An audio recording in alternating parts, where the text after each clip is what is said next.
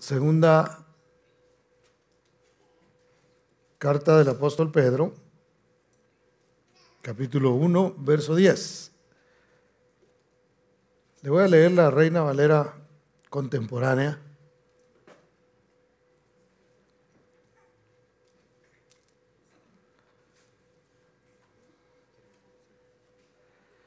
Dice así: por eso, hermanos, procuren fortalecer su llamado y elección. Si hacen esto, jamás caerán. Inclina su rostro y vamos a hacer una oración. Padre, te damos gracias por la bendición que tenemos, Señor, que es tu palabra para nuestras vidas, precioso Dios. Yo te ruego, como siempre, bendito Dios, que este momento no sea simplemente de una predicación, de un sermón más, sino sea, Señor, el momento en el que tú hablas a nuestras vidas, el momento, precioso Dios, en el que tú te comunicas con nosotros a través de tu palabra, bendito Dios, y nos das esa instrucción que cada uno de nosotros necesitamos, precioso Dios. En el nombre bendito de Cristo Jesús, bendícenos con tu palabra, háblanos, precioso Dios, enséñanos, oh Dios de la gloria, porque queremos conocer más y más de ti, bendito Padre. En el nombre precioso de Cristo Jesús, nos humillamos, Señor, bajo tu poderosa mano, en el nombre de Jesús. Amén y amén. En una ocasión le comentaba a algunos hermanos, quizá lo conté acá, estoy seguro que lo platiqué en alguna oportunidad, de que a mí como de joven, desde muy pequeño, me llamó la atención el liderazgo. Siempre yo quería ser un líder. Por supuesto, para ser un líder hay que aprender a ser seguidor, ¿verdad? Si uno no es seguidor, no aprende realmente cómo ser un buen líder. Y desde muy pequeño a mí me llamaba la atención. Yo creo que hasta en los juegos era el que quería armar el asunto y yo era el que... Y no era realmente, no lo considero de esa manera, no era como querer sobresalir encima de los demás, sino yo sentía que de alguna manera lo que yo podía aportar podía ser de beneficio. No lo entendía como lo entiendo ahora, pero porque me recuerdo de todo eso. Bueno, la cosa es que cuando empezamos desde los 4 años de edad, yo comencé a ir a la iglesia, a asistir a la iglesia con mi familia. Y como eso de los 13 años, yo ya no quise estar con los niños. Yo dije ya, es más, desde los 12, yo dije yo no quiero estar con los niños, yo quiero estar con los jóvenes. Y era bien curioso porque los jóvenes tenían, qué sé yo, desde 15, 16, 18, 20, hasta habían unos veteranos de 27 años por ahí, ¿verdad? Entre la juventud y era gente ya, algunos de ellos muy altos. Y pues yo ya ve que todavía estoy en ese desarrollo, ¿verdad? De crecer. Y era gracioso porque cuando tomaban la foto del grupo, era un grupón así de jóvenes y entre ellos aparecía uno acá, ¿verdad? Que ese era yo. Pero a esa edad yo quería pertenecer a la directiva de los jóvenes. Yo quería ser de los que dirigía, de los que se reunían aparte para ver los destinos de la juventud en esa iglesia, ¿verdad? Entonces, en ese tiempo se elegía democráticamente las directivas, es decir, se votaba en la iglesia por directivas.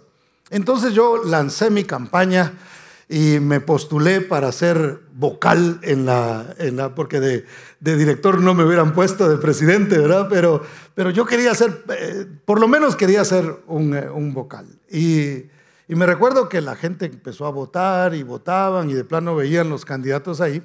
Pero mi hermana, a la que le sigo yo, ella también quiso ser líder. Ella tenía unos 14 años ella y corrimos los dos. Entonces cuando llegó la hora de votar, hermano, yo vi la boleta y dije, ¿por quién votaré? ¿Quién es la mejor opción? Yo, dije, ¿verdad? Entonces pues yo voté por mí mismo. De hecho, los presidentes aquí no creo que votan por el otro, ellos votan por ellos mismos. Entonces yo voté por mí mismo. Y lo gracioso es que le gané a mi hermana la elección por un voto, el mío. Entonces yo terminé siendo parte de la directiva. Y es que las elecciones son muy importantes porque pueden marcar los resultados de un día. Por ejemplo, las decisiones que usted toma en la mañana pueden repercutir en cómo va a ser su día. Decisiones que usted toma en la vida lo pueden perseguir por el resto de su vida, hermano, dependiendo de qué nosotros elijamos. Entonces veamos cómo realmente una elección puede cambiar toda una vida. Una elección puede cambiar una hora, qué sé yo. No importa el tiempo, lo importante es que nosotros aprendamos a tomar decisiones correctas. La mejor decisión que usted y yo pudimos haber tomado, y si alguien no la ha tomado, es seguir a Cristo. Hermano, yo no digo esto religiosamente. Lo mejor que a mí me pudo haber pasado en la vida fue haber conocido a Cristo, haber elegido el ser un hijo de Dios. Ahora, lo curioso de esto es que la mejor elección que pudo haber sucedido en mi vida no es tanto el hecho de que yo elegí a Dios, sino que Él me eligió a mí. Yo no sé si usted se alegra. Yo sé que, bueno, déjenle cambio el asunto. La mejor decisión es que Dios lo eligió a usted. ¿Cuántos dan gloria a Dios? Porque si usted está aquí es porque Dios lo eligió. Y mire qué tan importantes son las elecciones, que hasta para ser nosotros electos es algo bueno para nuestras vidas. Porque en el caso que le comentaba, no solamente yo decidí ser un directivo, sino que el pueblo me eligió, ¿verdad? Y eso me llenó el corazón. Entonces, por supuesto, ese es un buen recuerdo para mí y es algo gracioso. Pero el hecho de que Dios nos haya elegido a nosotros, hermano, eso es una bendición que no todas las personas tienen. Entonces el apóstol Pedro aconseja que hagamos firme ese llamado y esa elección. Si nosotros hemos sido elegidos por Dios para ser creyentes, para ser cristianos, para ser personas que le servimos a Él, tenemos que afirmarnos en esa elección. Si Dios nos eligió para algo. Dicen amén. ¿Para qué se eligen los políticos hoy día? Para que roben, hermano, ¿verdad? No los elegimos para eso. Nadie va y dice, a ver, ¿cuál tiene más cara de ladrón? Votemos por él. Nadie elige de esa manera. ¿Elige para qué? Se elige a una persona para que cumpla con una función.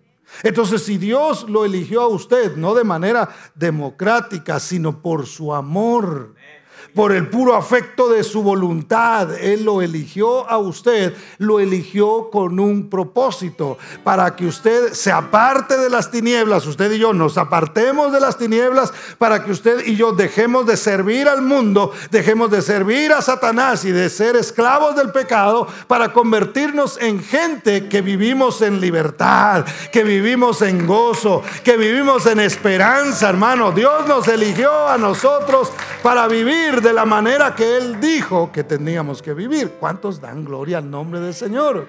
Usted debe emocionarse. Miren, no lo quiero obligar a que se emocione, pero usted debe emocionarse de saber esto o de pronto de recordarlo, porque me imagino que la mayoría ya lo sabíamos. Pero entonces el apóstol Pedro dice, hagan firme, fortalezcan su llamado y su elección. Dios los llamó de las tinieblas a su luz admirable. Dios los escogió a ustedes, los eligió. Ahora hay que cumplir con la elección, porque una vez más, volviendo a la política, ¿verdad que el pueblo demanda lo que se prometió? En una elección hay una demanda. Entonces, si Dios nos eligió a nosotros, también hay cosas que nosotros debemos saber. Esto definitivamente es algo muy serio. ¿Por qué? Porque no es suficiente con llamar a Dios Señor. Y no es suficiente con eso. ¿Por qué? Porque la misma escritura dice en Mateo capítulo 7 y verso 21 al 23, yo se lo leo, dice, no todo el que me dice Señor, Señor, entrará en el reino de los cielos. Recordemos que el reino de los cielos no solamente es la gloria, también habla de la gloria y de donde nosotros un día estaremos, pero también se refiere al reino, al gobierno de Dios en este tiempo. Y no hay mejor gobierno que nosotros pudiéramos tener que el gobierno de Dios, hermano. Mire, por eso es que yo siempre digo, no peleemos por políticos o porque este cree esto y este acá y yo aquí y yo quiero este. Dios es el que pone y quita reyes, lo hemos hablado en muchas oportunidades acá. Nosotros debemos preocuparnos por estar bajo el gobierno de Dios, porque cuando Dios te gobierna, hermano, Él es el que guía tu destino, Él es el que dice para dónde vas. El gobierno terrenal puede decir, este es el rumbo que tomaremos como mundo, ahora seremos globalistas y ahora vamos a hacer un solo gobierno, que eso va a llegar a suceder, y ahora vamos a cambiar la economía, vamos a quebrar la que está y vamos a levantar una nueva. Y el gobierno puede decir eso, hermano, y las cosas que hoy se escuchan no son muy alentadoras. Pero cuando nosotros nos gobierna el Señor, cuando nosotros no solamente le llamamos a Él Señor, Señor, sino realmente Él es el que gobierna en nuestras vidas, entonces las cosas son diferentes. Porque a pesar de lo que suceda en el mundo, nosotros tenemos nuestra mirada puesta en el Rey de Reyes y Señor de Señores, el que se encarga de gobernar y de decir cuál es realmente nuestro destino. Entonces dice, no todo el que me dice Señor, Señor entrará en el reino de los cielos. No todo el cristiano vive de acuerdo al llamado y a la elección, hermano. No todo cristiano, no todo creyente, no toda persona que está en una iglesia tiene eso. Y hablo de la iglesia en general. No todos, lamentablemente. Y dice, y sigue diciendo el Señor, muchos me dirán en aquel día, Señor, Señor, ¿no profetizamos en tu nombre y en tu nombre echamos fuera demonios y en tu nombre hicimos muchos milagros? Entonces les declararé, nunca os conocí, apartaos de mí, hacedores de maldad. Qué difícil sería pensar que, imaginémonos por un momento, y que Dios nos ayude y nosotros podamos llegar y el Señor nos diga, bien, buen siervo y fiel, sobre poco fuiste fiel, sobre mucho te pondré, entra en el gozo de tu Señor. Eso es lo que yo espero escuchar, y eso es lo que yo espero que usted escuche. Eso es lo que yo espero que usted escuche. ¿Cuántos quieren oír eso, hermano? Porque de lo contrario se oiría algo como esto: yo nunca los conocí, Señor, pero si yo asistía a la iglesia El Buen Samaritano, ¿verdad? Porque los de aquí todos vamos a ir para allá. Bueno, esa es mi esperanza. Pero Señor, pero si yo iba a la iglesia que se llamaba fulana, es más, era una iglesia fuerte en la ciudad donde yo estaba. Yo allí, muchos en aquel día me dirán, Señor, Señor, en tu nombre hicimos milagros. O sea, no va a ser gente que por ahí llegaba ocasional, sino gente que hizo milagros. Y sin embargo, el Señor le va a decir, no te conozco. Qué triste sería para una persona haber hecho y haber pensado que estaba haciendo las cosas para Dios cuando realmente no las estaba haciendo para Él. Y el Señor dijo, no te conozco. Por eso es que nosotros tenemos que cuidar nuestra intimidad con Dios, nuestra relación con Él. No una relación de domingo solamente, sino una relación diaria con Él, hermano. Una vez más, discúlpeme que le insista mucho en esto, pero nosotros tenemos que comunicarnos con Dios todos los días, a toda hora, donde usted esté. Puede ser hasta en su trabajo, donde usted está pensando, no tanto en los problemas. Si vienen los problemas, rápido usted le cambia el canal y dice, Señor, sí tengo problemas, es cierto, pero quiero rendirlos a tus pies y quiero descansar en que tú estás en control de todas las cosas. ¿Cuántos dan gloria al nombre del Señor? Entonces no es suficiente. Hay que trabajar, hay que fortalecer el llamado. Tenemos que avanzar como creyentes, tenemos que avanzar como cristianos, hermano. Algunas cosas que antes nos afectaban deben dejar de afectarnos. Poco a poco. Yo sé que es un proceso, yo no le puedo decir cuánto tiempo es. A algunos les toma menos tiempo, otros más tiempo, qué sé yo. Lo importante es que nosotros vivamos todos los días diciendo: yo debo fortalecer, yo soy un elegido de parte de Dios, yo tengo que cumplir con la función mía y tengo que tomar lo que Dios tiene para mí. ¿Cuántos dicen amén? Entonces, en el cielo, hermano, van a haber muchas sorpresas. Ahí nosotros nos sorprenderemos, porque a veces nosotros miramos por fuera nada más. Y nosotros decimos, bueno, hasta hay gente que se atreve a decir quién va al cielo y quién va al infierno, hermano. Hay gente que dice, no, este sí, este no. Ay, no, en el infierno. Yo no creo que ese se vaya para el cielo. No lo creo. Entonces yo considero que allá vamos a tener sorpresas. No nos vamos a, como va a ser distinto, ¿verdad? No vamos a pensar de la misma manera, pero yo me imagino que sí nos vamos a sorprender y vamos a decir, wow, Dios es bueno, Dios es maravilloso. Aquí está fulano, a pesar de que yo lo mandaba al infierno cada rato. O de repente quizá vamos a tener sorpresa en que algunos que esperábamos ver allá, de pronto no los vamos a ver. Y vamos a decir, wow, ¿y fulano? ¿Dónde está? Qué triste será eso, hermano. Lo bueno es que el Señor enjugará toda lágrima, ¿verdad? Y la va a limpiar de nosotros. Pero yo siempre digo que la mayor sorpresa para nosotros será que nosotros estemos ahí. Porque vamos a decir, Dios realmente es misericordioso. Porque los que mejor nos conocemos somos nosotros. La gente puede decir de nosotros, va al infierno. Y el que dice las cosas es Dios realmente. O alguien puede decir, este va para el cielo. Pero realmente Dios es el que determina eso. Y Él es el que nos conoce. Ahora, hermano, si usted ha reconocido a Cristo Jesús como Señor y Salvador, usted seguramente estará allá. Yo veo que usted se goza porque va a estar allá. Un entusiasmo tremendo. No se preocupe que no va a ser todavía, ¿verdad? Esperemos que no. Pero un día vamos a estar allá y yo sí quiero estar allá. ¿Y sabe qué? Yo espero verlo a usted allá también y que usted me mire, que usted no ande buscando y el pastor no vino. ¿Cuántos dan? Denle ese aplauso fuerte al Señor porque Él es bueno. Porque las cosas, hermano, no siempre son como nosotros las vemos. Fíjese. Si nosotros hubiéramos conocido o nos hubiera tocado ver más bien, sin conocer el contexto, sin saber la historia, hubiéramos visto a Judas cómo trataba a Jesús.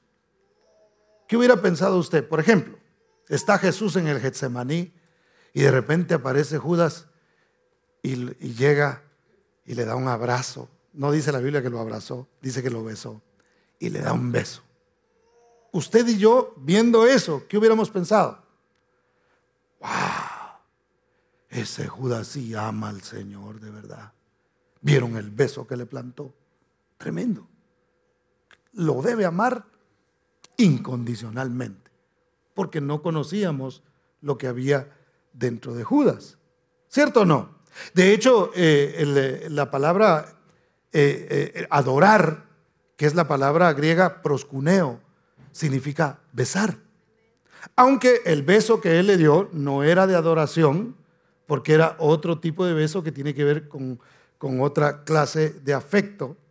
Pero lo importante es que significa adorar, significa besar. Entonces, si nosotros lo ponemos en nuestro contexto, hermano, cuando nosotros adoramos, a veces podemos ver a alguien adorando. Y de manera efusiva o qué sé yo, con mucho sentimiento, o con mucha algarabía a la hora de alabar, pero pudiera ser un beso de Judas el que está dando. ¿Por qué? Porque ahí en la misma adoración pudiera estar pensando en qué sé yo cuántas cosas y qué es lo que va a hacer durante la semana y algunas cosas de pronto no muy agradables a Dios.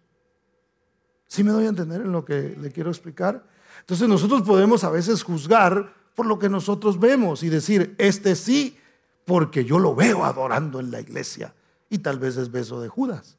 Aquí no pasa. Eso pasa en otras iglesias. Aquí, que Dios nos guarde y Dios nos libre, ¿verdad? Entonces, sí nota la diferencia. Ahora, si hubiéramos visto a Pedro sin conocer la historia, hermano, y nosotros hubiéramos visto a Pedro por ahí calentándose en fuego ajeno, ¿verdad? Fuego extraño, ahí calentándose él en esa fogata con los enemigos de Jesús. Y hubiéramos pasado por ahí y hubiéramos escuchado cuando alguien le preguntó: oye, tú eres uno de ellos. Y Pedro diciendo: hijos de, qué sé yo, porque dice la Biblia que maldijo. Yo no conozco a ese hombre. Nosotros hubiéramos dicho: ¡wow! Y tanto que decía Pedro que lo amaba. ¡Qué bárbaro! ¿Quién amaba a Jesús realmente y quién no? ¿Quién? ¿Quién de los dos? Fácil de decir. Pedro sí. Pedro cometió un error.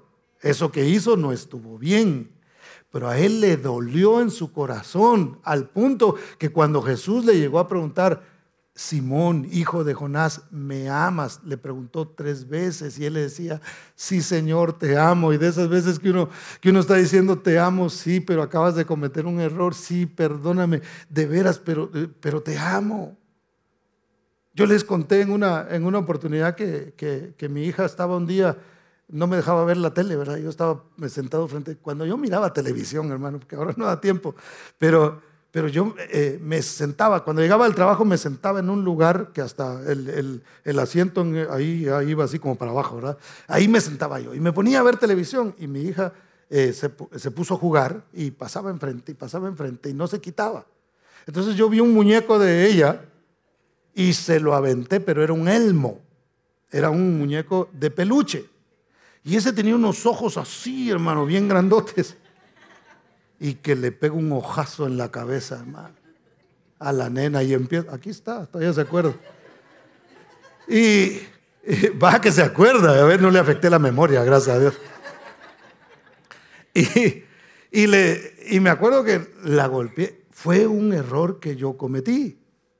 Y yo la abrazaba y yo le decía: mi amor, perdóname. No la golpeé porque no la amaba, fue un error que yo cometí. Entonces, cuando se cometen errores, a veces se cometen errores así, hermano. Por eso nosotros tenemos que aprender a respetar ciertas cosas. No lo entendemos todo, no podemos ver dentro de la mente de la persona, no sabemos realmente qué le motivó a hacer ciertas cosas. Tenemos que usar de la misericordia de Dios y decir: Señor, tú sabes lo mejor. No podemos decir: este no ama al Señor, este no ama a Dios, porque nos podemos equivocar y pensar que el que da besitos, ese es el que ama, y decir: el que comete un error nunca, no ama al Señor y es un hijo del diablo. Porque hay gente que hasta ese punto puede llegar. Entonces, hermano, no es lo que nosotros miramos, sino lo que realmente hay en el corazón de la persona. Y el que conoce el corazón de la persona es Cristo. Por eso es que usted y yo debemos hacernos un análisis y decir: ¿cometo errores realmente porque no me importa lo que el Señor diga? O a veces cometo errores sin querer y tengo que venir delante del Señor y pedirle perdón. Quizá hay algo que me empuja a hacer esto y necesito todavía ser libre. O soy alguien que viene y le da besos al Señor en la adoración, pero cuando sale de aquí ya va planeando en qué va a pecar. ¿Me doy a entender, hermano? ¿Cuántos dan gloria a Dios? Denle un aplauso fuerte al Señor porque Él es bueno. Ahora, ¿estamos nosotros seguros de nuestro llamado? ¿Estamos nosotros seguros de nuestro llamado y nuestra elección, hermano? Debemos asegurarnos también que nuestra familia va en el mismo barco con nosotros. Yo sé que eso últimamente se ha vuelto más difícil todavía, ¿verdad? Porque a veces cuesta un poquito explicarle a los muchachos por la cuestión de las redes sociales y la información que ahora hay tanto acceso al conocimiento, hermano. Entonces es un poco más difícil, pero no es imposible. Porque también quizá para nosotros parecía imposible que Dios nos rescatara.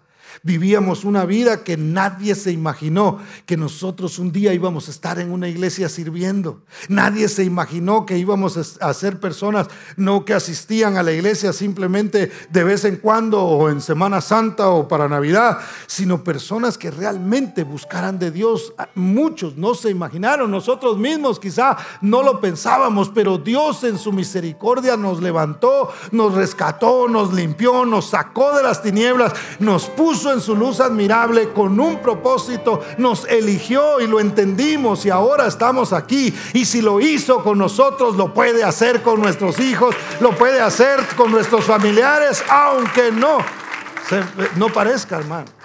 Y a mí me gusta insistir en esto porque yo sé que a veces se nos puede ir bajando un poco el ánimo y entonces necesitamos una vez más poner nuestra mirada en las promesas y en la palabra de Dios, para que una vez más podamos nosotros creer que Dios es poderoso para hacer la diferencia en nuestros hijos. ¿Cuántos dicen amén? Entonces, tenemos que asegurarnos de esto. ¿Por qué, hermano? ¿Por qué tenemos que asegurarnos que nosotros vamos creciendo, vamos caminando, que no vamos disminuyendo? Una, porque vienen tiempos difíciles, vienen tiempos serios, hermano. Se está hablando de una recesión económica como no se ha visto nunca. Entonces van a pasar muchas cosas. Entonces nosotros necesitamos permanecer firmes. Necesitamos estar firmes y necesitamos estar seguros de que nosotros estamos caminando hacia allá. Necesitamos asegurarnos que nosotros caminamos como electos, como personas salvas, que van de camino a encontrarse con el Señor, ya sea porque nos muramos antes de que Él venga o que Él venga entonces y nos lleve a vivir con Él. Pero entonces, ¿por qué es tan importante esto? Porque una vez que pasemos de esta vida, hermano, ya no hay abogado. Cuando venga el juicio. Yo estaba ayer en el funeral, cuando hablaba con las personas que estaban aquí, la mayoría de ellos inconversos, yo les decía, hoy hay un abogado que nos defiende, pero un día ese abogado se va a convertir en juez. Y ya no habrá nadie que nos pueda defender. Es aquí donde nosotros tenemos que aprovechar que tenemos alguien que nos representa, alguien que dice: yo morí en la cruz del Calvario y si crees en mí vas a obtener la salvación. Tus pecados, tus iniquidades van a ser borradas, van a ser canceladas. Hay un acta que es contraria a ti, pero si tú crees en mí y si crees en la obra que yo hice en la cruz del Calvario, entenderás que esa acta fue clavada en la cruz del Calvario. Todo lo que te era contrario ya ha sido cancelado. Si tú crees eso, entonces tú obtienes salvación. Pero en aquel día, hermano, ya no habrá quien nos defienda. Ya no habrá quien diga, porque el mismo, una vez más, el mismo abogado se encargará de juzgar al mundo y nosotros estaremos ahí. ¿Cuántos dicen amén? Estaremos ahí, pero ya no en calidad de acusados. Entonces, ¿cómo podemos nosotros fortalecer el llamado y la elección? Primera de Juan, vaya conmigo a Primera de Juan, primera carta de Juan, no el Evangelio de Juan, sino la primera carta de Juan. Y vamos a ver el capítulo 5 y verso 13.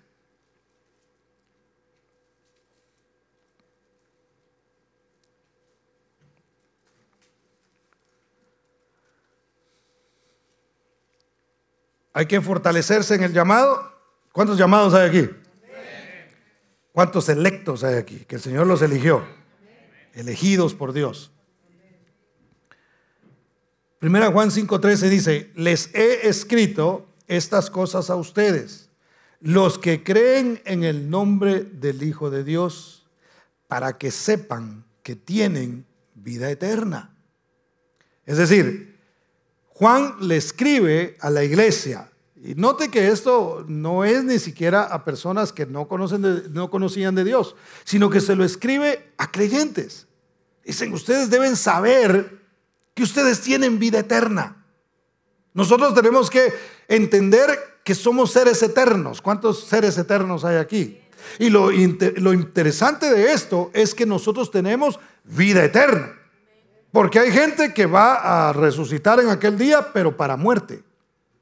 Es decir, no solamente van a morir físicamente, sino que van a morir eternamente. No tendrán oportunidad de acercarse a Dios nunca más. ¿Qué es lo que significa la palabra muerte? Dijimos que significa separación.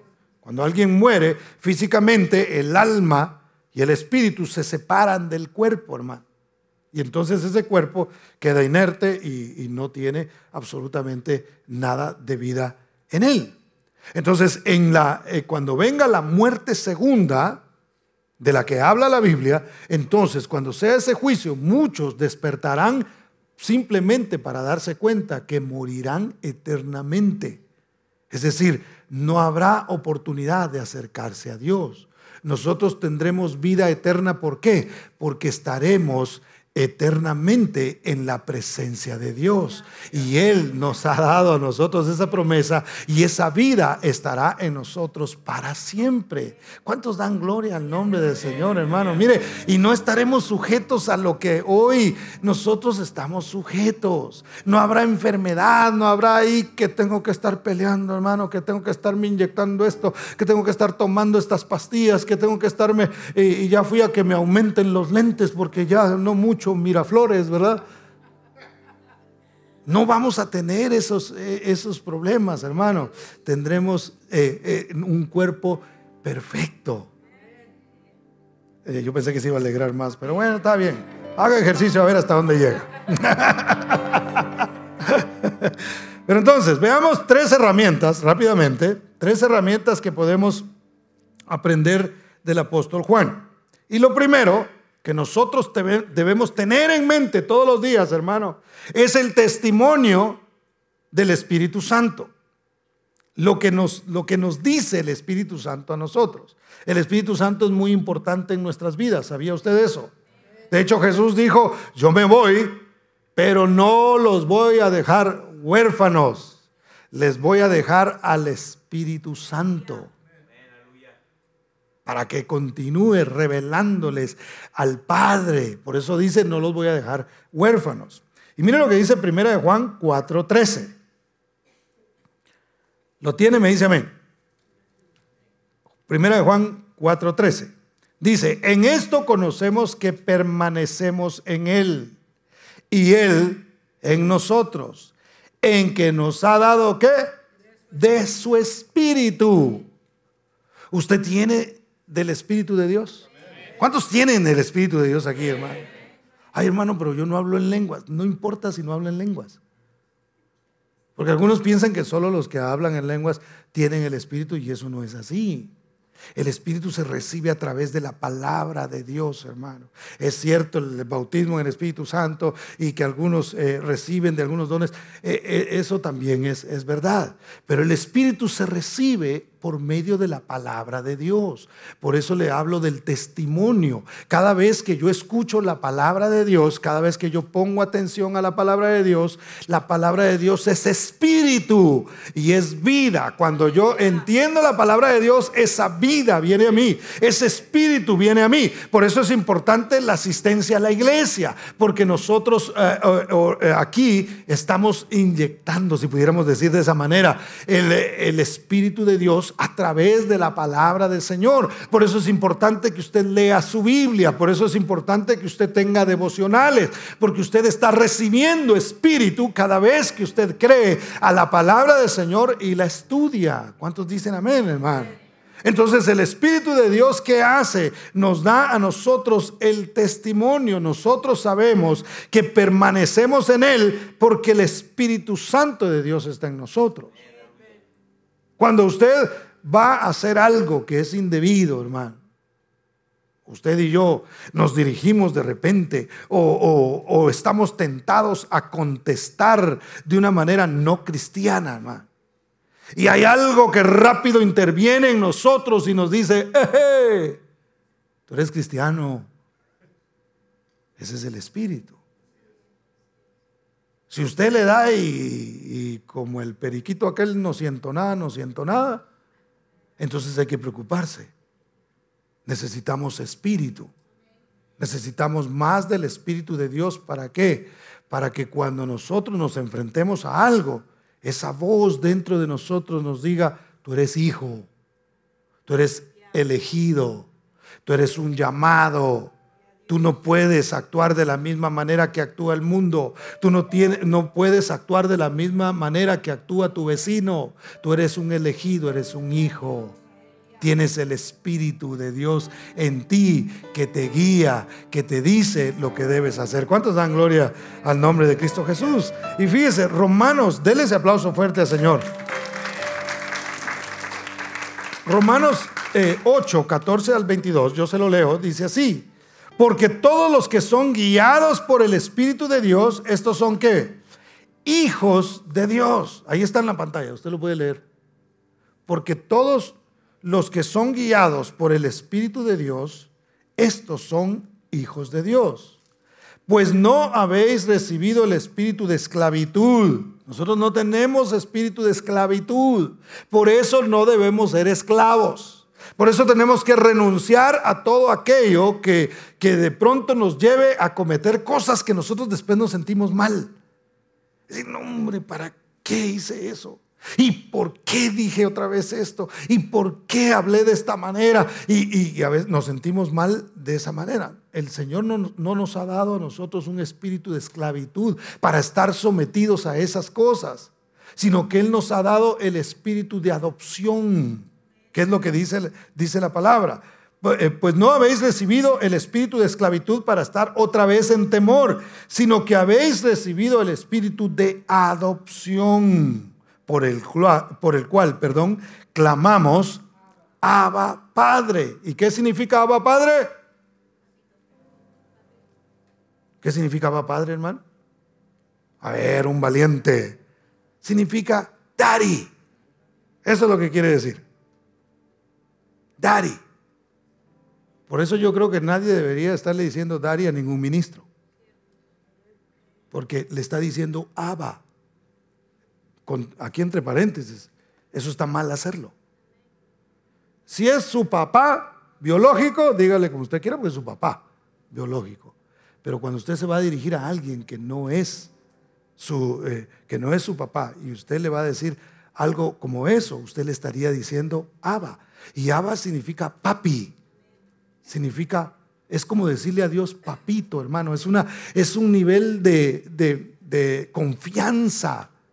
Porque ¿quién le puede decir a usted? Es curioso porque cuando uno va a por ejemplo, países que son isleños, que son islas, los isleños tienen son como muy cariñosos en su manera de hablar, y le dicen papi a uno a veces, hermano. Y nosotros que no estamos acostumbrados nos dicen así y sentimos así como raro, ¿verdad? Cálmese, hermano. ¿Cómo así, verdad? Pero si nos lo dice un hijo de nosotros nos sentimos tranquilos porque sabemos que es un hijo el que nos está diciendo eso. Pero la Biblia dice que el Espíritu nos lleva a decirle al Señor: tú eres mi papito.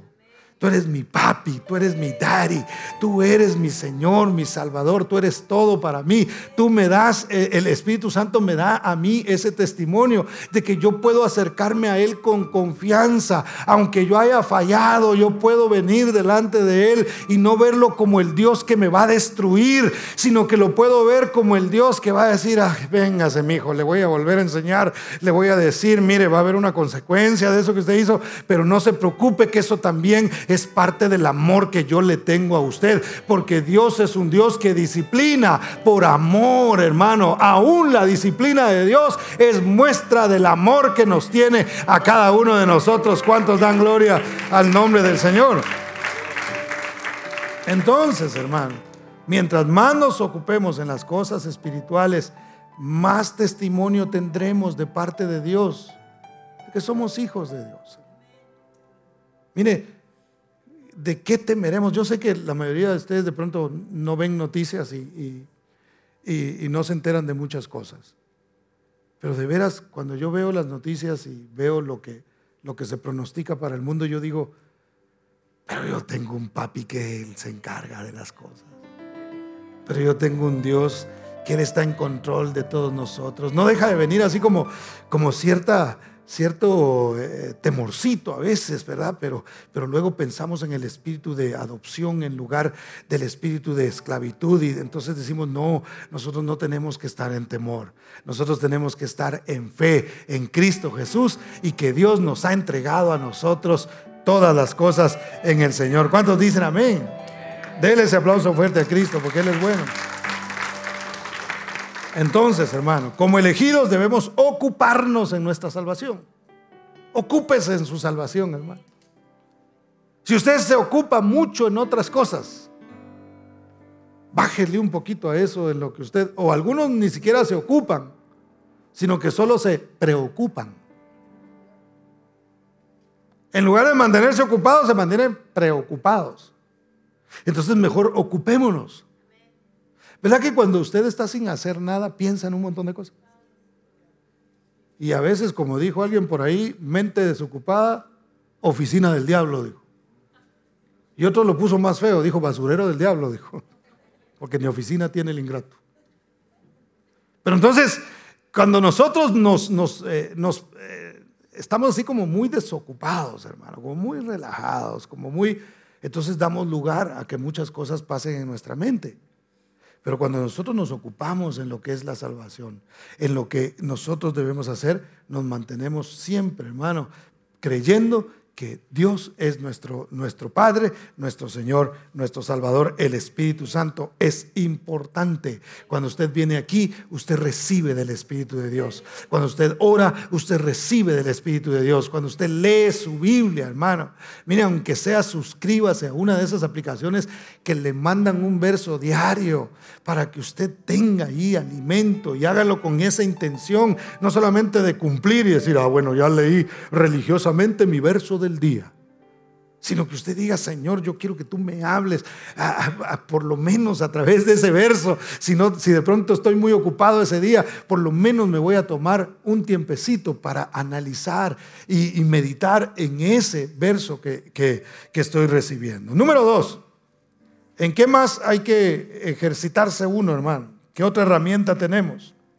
El amor a los hermanos. Primera de Juan 3:14. ¿Cómo sabe usted quién es su gente, hermano? Vamos a ver aquí. Porque su gente debe ser, en su mayoría, debe ser la cristiandad, hermano. Déjelo repito.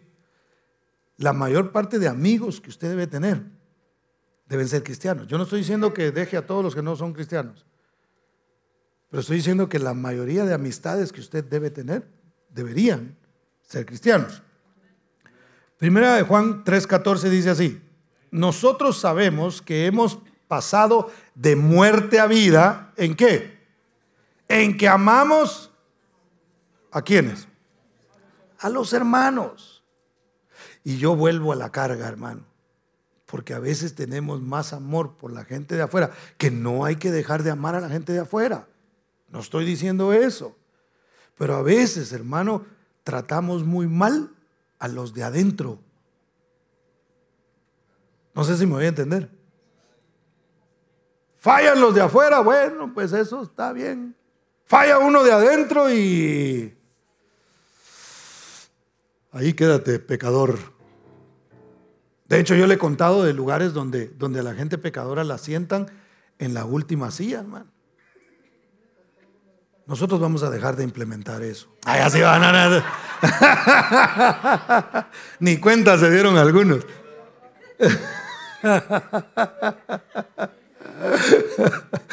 No es cierto. Y lo señalan y le dicen a la congregación que no les hablen, porque están castigados. Increíble eso. Pero mire, dice que nosotros demostramos y sabemos que hemos pasado de muerte a vida en que amamos a los hermanos. ¿Cuántos aman a los hermanos? Yo sé que algunos son, no es que uno no los ame, sino que cuesta amarlos, ¿verdad? Como que no se dejan. Yo sé, sin embargo, nosotros debemos amar a los hermanos. Fíjese, dice el verso 18 y 19, dice: hijitos míos, no amemos de palabra ni de lengua, sino de hecho y en verdad. Y en esto conocemos que somos de la verdad y aseguraremos nuestros corazones delante de Él. ¿En qué? En que nos amamos. En que nos amamos unos a otros. Ahora, esto no quiere decir que uno se lleva bien con todo mundo, hermano. Porque no con todo mundo uno se va a llevar bien. Yo como pastor estoy obligado a llevarme bien con todos. Y créame que no lo finjo. Yo procuro llevarme bien con todos. Y comprendo que de pronto no a todos les voy a caer tan bien. A todos les voy a caer bien, pero a unos de pronto menos bien, ¿verdad? Por qué sé yo, por personalidad, por diferentes cosas. Con todo y eso, hermano, yo tengo que amarlos a todos. Y como yo siempre he dicho, el amor no es un sentimiento. Eso nos lo venden en las novelas y en las películas. El amor es una decisión. Cuando una pareja viene conmigo y me dice: no, es que yo ya no la amo. Ya no amo a Juana Francisca. Yo le digo: usted decidió no amarla. Porque usted puede tomar la decisión de renovar ese amor y de decir: yo voy a hacer todo lo necesario para demostrar el amor. Y eso le aseguro a usted que vuelve otra vez a resurgir. Usted está tomando una decisión de no amar más. Entonces, porque, hermano, Dios decidió amarnos a nosotros. Nosotros no le apachamos el ojo: ay, qué chulos están, los voy a amar. Así como éramos, hermano, que algunos nadie daba un centavo por nosotros. El Señor dio su vida, dio su propio Hijo para morir en la cruz, y lo hizo por amor. Fue una decisión que Él tomó, no basada en sentimientos o en méritos que habíamos hecho nosotros, sino por el puro afecto de su voluntad. Él dijo: yo decido amar a César Martínez, no se lo merece, pero no se trata de lo que él merece, se trata de que yo lo quiero redimir, yo lo quiero amar, yo decidí amarlo. Entonces, hermano, con los hermanos es lo mismo. Nosotros tenemos que tomar la decisión de decir: yo lo voy a amar. A veces a mí me han dicho: yo no sé cómo usted se puede juntar con esa chusma. A mí me lo han dicho, de veras, yo no sé cómo usted los aguanta, me dice a veces. O cómo usted lo aguanta, cómo usted aguanta a esa persona. Me han dicho en algunas oportunidades, y yo les digo: si no lo amo yo, ¿quién lo va a amar? Porque yo no veo que tú lo quieras amar. Entonces yo tengo que tomar la decisión de amar a esa persona, porque mi trabajo como pastor, y no solo porque soy pastor, voy a ponerlo de esta manera, mi trabajo como cristiano es amar a la gente. Usted es perfecto. No, también a veces tengo mis corajes en contra de algunas personas, y al mismo tiempo tengo que dejar que el Espíritu Santo me diga: pero tú eres un hijo, pero tú eres un cristiano. Y a pesar de lo que haga esa persona o deje de hacer, tienes que seguirle amando, porque es tu hermano, porque pertenece a tu familia. Mire, hermano, ¿a poco no se peleó usted con sus hermanos? ¿Cuántos se pelearon con sus hermanos alguna vez? Nosotros al principio hasta boxeo había, hermano, eso se ponía bueno. Y a veces era difícil porque yo era el único varón y 3 mujeres, hermano. Y las mujeres, no sé por qué, pero si una pelea, se defienden entre ellas. Son unidas. Y a veces yo estaba que hasta karate fui a aprender, porque dije yo: me tengo que defender de alguna manera. Es exageración, pero sí fue a entrenar karate y después les tiraba patadas. Pero fíjese, aunque somos hermanos y a veces no estamos de acuerdo, nos unimos. Cuando hay una tragedia en la familia, ¿no es cierto que todo el mundo viene? ¿Sí o no? ¿Verdad? Entonces, en las tragedias nos unimos. En las tragedias no hay tiempo para estar peleando, aunque tiene sus excepciones, ¿verdad? Pero no debería. ¿Por qué? Porque decimos, hey, no, lo que hoy tenemos que hacer es juntarnos, lo que hoy tenemos que hacer es demostrarnos el amor. No, sí es cierto, tenemos nuestras diferencias, pero hoy tenemos que unirnos. Nosotros como hermanos, por ejemplo, vivimos 2 acá y 2 viven en Guatemala. Pero cuando falleció mi cuñado el año pasado, el esposo de mi hermana mayor, todos los que estábamos aquí viajamos allá para estar juntos. Una tragedia, aunque hermano, le repito, hemos tenido nuestras diferencias, ahora ya de grandes, el que menos problemas ha tenido de pronto con ellas he sido yo, pero hemos tenido nuestros desacuerdos, pero ahí en una tragedia nos unimos. En una celebración, por ejemplo, ¿quiénes llegan a su celebración, hermano? A los que usted considera su familia, sus amigos cercanos. Ahora, si en su celebración no hay cristianos, tenemos un problema. Porque ahí debería de ser, porque ahí es donde se nota quién realmente es su pueblo, quién es su gente, con quién usted se junta realmente. ¿Me doy a entender? Entonces, hermano, en las fiestas y en las tragedias, nosotros estamos juntos. Cuando usted ve que una persona está sufriendo por algo, usted no se puede alegrar, más si es un hermano, con nadie, mucho menos con un hermano de la iglesia. Al contrario, decimos, no, él está pasando en este momento, hasta le entendemos ciertas actitudes y decimos, no, es que en este momento está pasando por esta situación difícil, pero es mi hermano en Cristo. Y tenemos que aprender a vernos de esa manera. ¿Por qué, hermano? Porque la sangre siempre va a llamar, ¿verdad? Miren, lo hermoso de esto es que aunque ustedes sean de diferente nacionalidad a la mía, nos une la sangre de Cristo. Así que si usted pensaba que el hermano que usted tiene en la iglesia no es su hermano de sangre, déjeme decirle que sí, porque la misma sangre de Cristo sirvió para limpiarlo a usted y para limpiarme a mí. ¿Cuántos dan gloria a Dios? Denle ese aplauso fuerte a Cristo porque Él es bueno. El que no ama a su hermano, no ama a Dios. Entonces tenemos que crecer, avanzar en el amor que nosotros nos tenemos los unos a los otros, hermano. No amemos por conveniencia a nadie. Yo, por ejemplo, en el caso mío como pastor, si alguien sirve en la iglesia, lo amo. Si alguien no sirve en la iglesia, lo amo también. Y una vez más, eso tiene que ser una decisión. No, aunque no haga nada, no importa. Él es mi hermano y tengo que amarlo, no importa lo que sea o lo que haga o deje de hacer. 1 Juan 3:10 dice: en esto se manifiestan los hijos de Dios y los hijos del diablo. Mire, usted pensaba que no habían hijos del diablo. Sí hay hijos del diablo.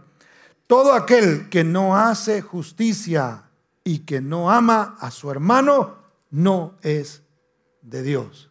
Así es que a dejar los rencores, hermano. Si había por ahí un resentimiento en contra de algún hermano, aunque sea de otra congregación, hay que dejar eso a un lado y hay que amar a las personas, hermano.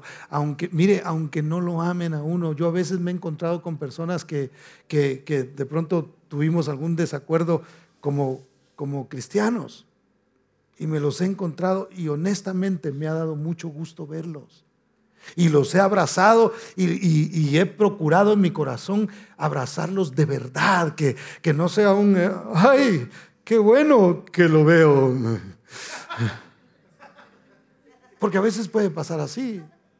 Yo les platiqué de una ocasión, y para los que no lo han oído, que yo fui a una graduación y encontré unos hermanos. Se los conté hace un tiempo. Y me encontré unos hermanos que tenía muchos años de no ver, que eran de la congregación donde yo estaba antes. Y los escuché. Yo no sé si el Señor me dio un radar ese día o de plano se les pasó el volumen, no midieron los decibeles y lo dijeron en voz alta. Y dijeron: ay, ahí está el pastor, ahí está el pastor, ahí está el pastor, ahí está el pastor César.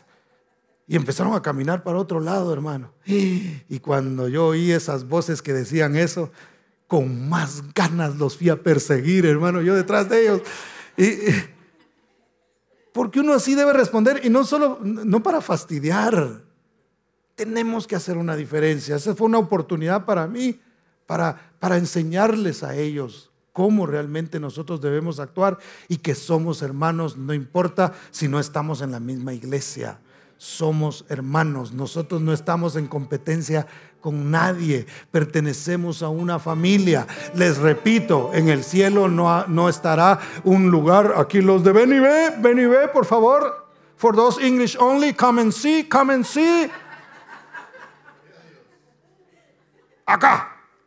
Aquí está el espacio para ustedes.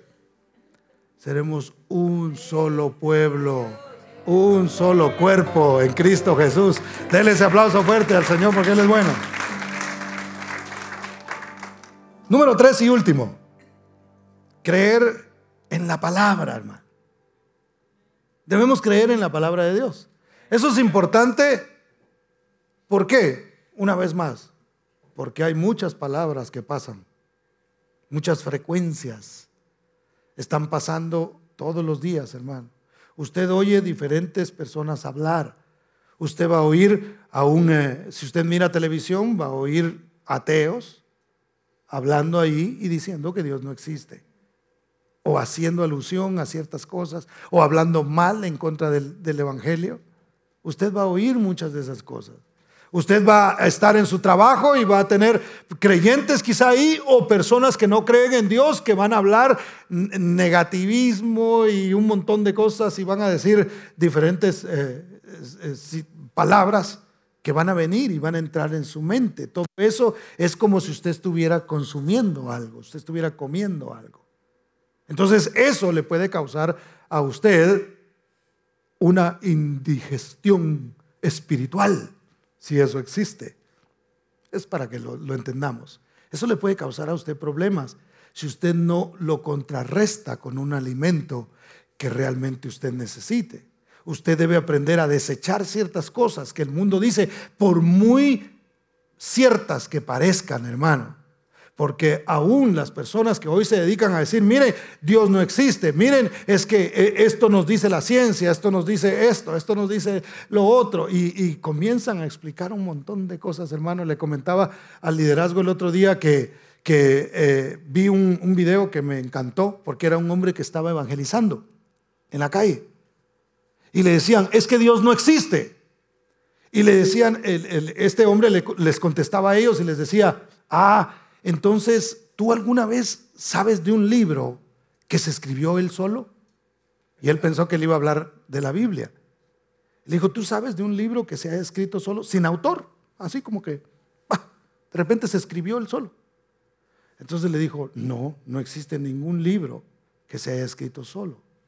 Entonces le dijo él, ¿sabías tú que en ti hay algo que se escribió que se llama ADN? Usted sabe que ahora pueden leer el ADN. Y si pueden leer el ADN, ¿qué es lo que hay ahí? Algo escrito, hay información. Entonces, si hay una escritura dentro de nosotros, alguien tuvo que haberla escrito. Si usted y yo existimos, no es porque por ahí un animal, un átomo se convirtió en animal y después salió el mono y del mono venimos nosotros. No es así. Alguien escribió ese ADN en nosotros, hermano.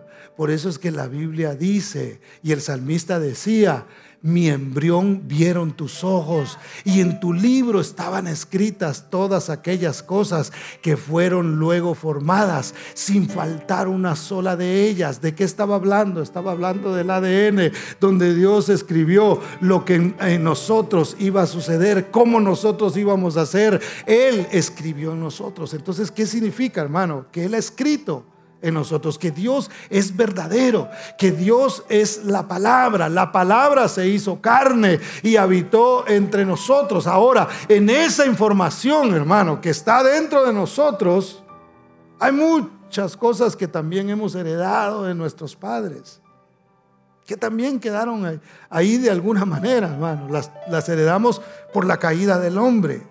Ahora, a través de la palabra del Señor, esa historia puede ser cambiada. El mundo quiere de alguna manera, a través de la ciencia, quieren venir a cambiar eso que está en nuestro ADN. Algunos reportajes se han visto sobre eso, y yo no sé si lo puedan hacer o no lo puedan hacer, si lo están haciendo o no lo están haciendo. Yo no sé, no me interesa. A mí lo que me interesa es creer a la palabra del Señor, porque si algo ha de modificar mi vida, debe ser la palabra del Señor, hermano. Si algo puede modificar mi naturaleza, es la palabra de Dios entrando a través de mis oídos, penetrando mi corazón, recibiéndola yo en mi corazón, hermano. Y eso sí puede hacer la diferencia en mi vida. ¿Cuántos dicen amén? Denle ese aplauso fuerte a Cristo, porque Él es bueno. Entonces, debemos creer en la palabra. Primera de Juan 5, 11 al 13. 13 fue el que leímos hace un momento, pero leamos desde el 11. Dice: y este es el testimonio, que Dios nos ha dado vida eterna. ¿Cuántos tienen vida eterna? Y esta vida está ¿en quién? En su Hijo. El que tiene al Hijo, ¿tiene qué? Tiene vida. El que no tiene al Hijo de Dios, no tiene vida. Estas cosas os he escrito a vosotros que creéis en el nombre del Hijo de Dios, para que sepáis que tenéis vida eterna, y para que creáis en el nombre del Hijo de Dios. Entonces, creer en el nombre del Hijo de Dios, hermano, no es como creer en Santa Claus, ¿verdad? Porque algunos creen en Santa Claus. Ay, dejen a los niños que tengan infancia. Pueden tenerla muy bien sin Santa Claus, ¿eh? Porque para los que no lo sabían, Santa Claus lo inventó la Coca-Cola. Por ahí robó una historia de algo y ellos crearon el personaje. ¿Por qué cree usted que tiene traje rojo con cosas blancas acá? ¿Sabe por qué fue? Para los que no lo sabían, se los platico rápidamente. Lo que sucedía era que en los lugares muy fríos, Coca-Cola no vendía, porque era muy demasiado helado, y el refresco se vendía como algo que refrescaba. Entonces ellos, para lanzar su publicidad en los lugares donde nevaba, o en el tiempo de invierno donde bajaban sus ventas, entonces ellos se inventaron que Santa Claus existía, un hombre que venía en un trineo, que era jalado por estos, ¿cómo se llama? Venados, y entonces traía una Coca-Cola así, hermano, hasta con hielito, ¿verdad? Porque pues solo la rascaba así en la nieve y la levantaba según ellos, y de esa manera lograron ellos que sus ventas fueran hacia arriba. Entonces, cuando la gente le enseña sobre Santa Claus, simplemente está ayudando a la Coca-Cola para que venda más de su veneno, que por cierto es muy mala, digo, aprovechando el comercial, le digo, procuren no tomar Coca-Cola. Pero esa es otra clase de nutrición que otro día les daré, o más bien nunca aquí, ¿verdad? Pero entonces, hermano, no es como creer en un personaje. Creer en Jesucristo es recibir la palabra de Dios y decir: eso es Cristo en mí. Cada vez que yo recibo de una promesa de Dios, yo estoy recibiendo el testimonio de Cristo en mi vida. ¿Por qué? Porque Él vino a vivir a este mundo como quería que nosotros viviéramos. Por eso es que nosotros tenemos que ser imitadores de Cristo, hermano, no imitadores de alguien, simplemente a menos que esa persona imite a Cristo. Por eso Pablo dijo: sed imitadores de mí en lo que yo imito a Cristo. Lo que vean ustedes que yo estoy imitando, imítenme a mí. En lo que no, pues eso no. Pero imítenme en aquello que yo imito de Cristo. ¿Por qué? Porque eso es lo que perseguimos realmente. Si nosotros hemos de caminar como hijos elegidos por Dios, hermano, llamados por Dios, porque una vez más, no es casualidad que usted y yo estemos aquí, es porque Dios nos eligió. Y tenemos que seguir caminando independientemente de las circunstancias. Saber que somos hijos de Dios, hermano. Qué triste es saber que gente se va a veces de las iglesias porque alguien no lo saludó, porque alguien no le dio la mano, o porque el pastor no le ha hecho una llamada, ni el número me ha dado y está esperando que lo llame. No estoy hablando de nadie, estoy nada más hablando por hablar. No por hablar, sino para enseñarle lo que le estoy diciendo. Pero a veces hay personas que ponen su mirada en los demás, hermano. No, hombre, a los hermanos hay que amarlos. Pero la confianza se pone en la palabra de Dios. Nosotros tenemos que saber que aunque padre y madre nos dejare, con todo el Señor nos recogerá. ¿Cuántos dicen amén? Dele ese aplauso fuerte a Cristo porque Él es bueno. El que es hijo de Dios debe comprender que necesita de la palabra más que cualquier cosa en este mundo. Y en eso Jesús nos puso a nosotros el ejemplo. ¿Por qué? Porque dice la Biblia que Él fue al desierto. Ya voy a terminar. Por favor, no se me duerma todavía. Ya se va a ir a su casa y ahí se avienta usted un buen cuaje, decimos en Guatemala. Pero note, Jesús va al desierto para ser tentado. Y aparece el diablo sabiendo que Él tiene una necesidad. Ojo con las necesidades, porque a veces en las necesidades el diablo viene a hablarnos. Hey, tú tienes esta necesidad. Hey, lo que estás haciendo es por tu necesidad. Mira lo que pasa. No. Tú tienes que darte lo que tú necesitas, tu cuerpo necesita. Porque eso fue lo que el diablo hizo con Jesús. Cuando Jesús tenía hambre, después de haber ayunado 40 días y 40 noches, vino Él y le dijo: hey, eres hijo de Dios, ¿verdad? ¿Verdad que tú eres el hijo de Dios? Sí. Bueno, entonces, como eres hijo de Dios, haz que esas piedras se conviertan en pan. ¿Para qué? Para que llenes tu necesidad. Porque si tú eres hijo de Dios, no va a haber ningún problema en que esas piedras se conviertan en pan para que tú puedas llenar tu necesidad.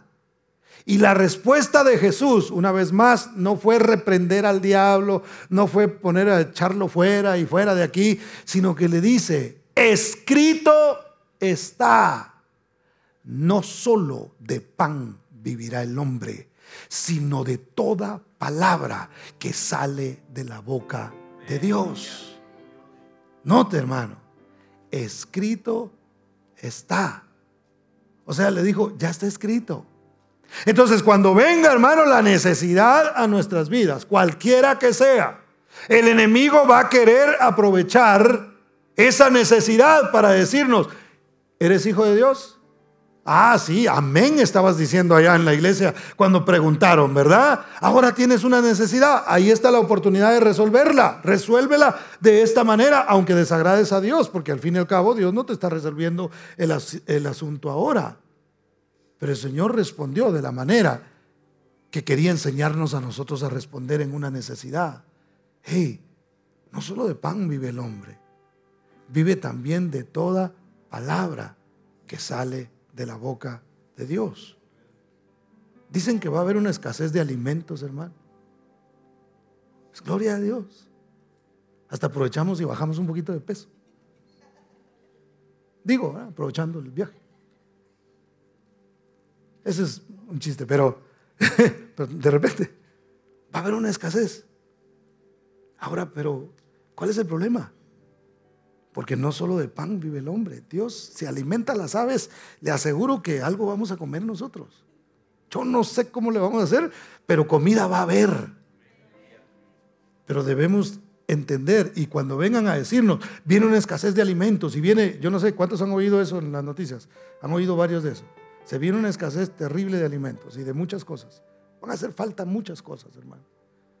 Pero si eres hijo de Dios, entonces vamos a pedir que caiga pan del cielo. No, vamos a alimentarnos de lo que sale de la boca de Dios, porque no solo de pan vivirá el hombre. ¿Cuántos dicen amén? Entonces, cuando venga la necesidad, nosotros tenemos que aprender a decir: escrito está.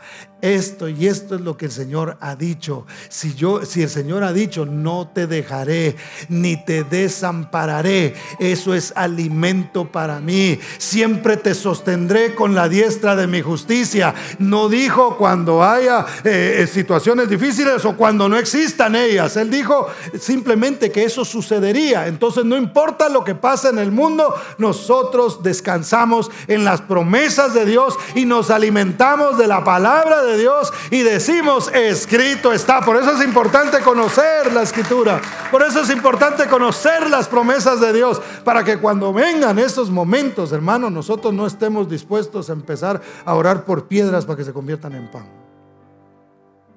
sino a decir: vamos a alimentarnos de la promesa de Dios.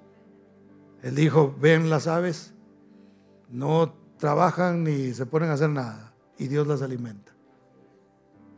Algunos dicen que se van a perder muchos trabajos. Por cierto, cuide su trabajo. Si usted anda así como que: ay, este es trabajo, ay, este es trabajo, ya voy, mejor cuídelo, porque se prevé que se van a perder empleos. Pero sepa que no le va a faltar nada si eso llegara a suceder. Oramos para que eso no pase. Pero si eso llegara a suceder, aliméntese de la palabra del Señor. Camine como un elegido y diga: aunque soy desempleado, soy un desempleado elegido. Y de alguna manera Dios me va a proveer lo que yo necesito y un poco más. ¿Cuántos dan gloria al nombre de Cristo Jesús? Denle ese aplauso fuerte al Señor, porque Él es bueno, hermano. Póngase de pie, por favor.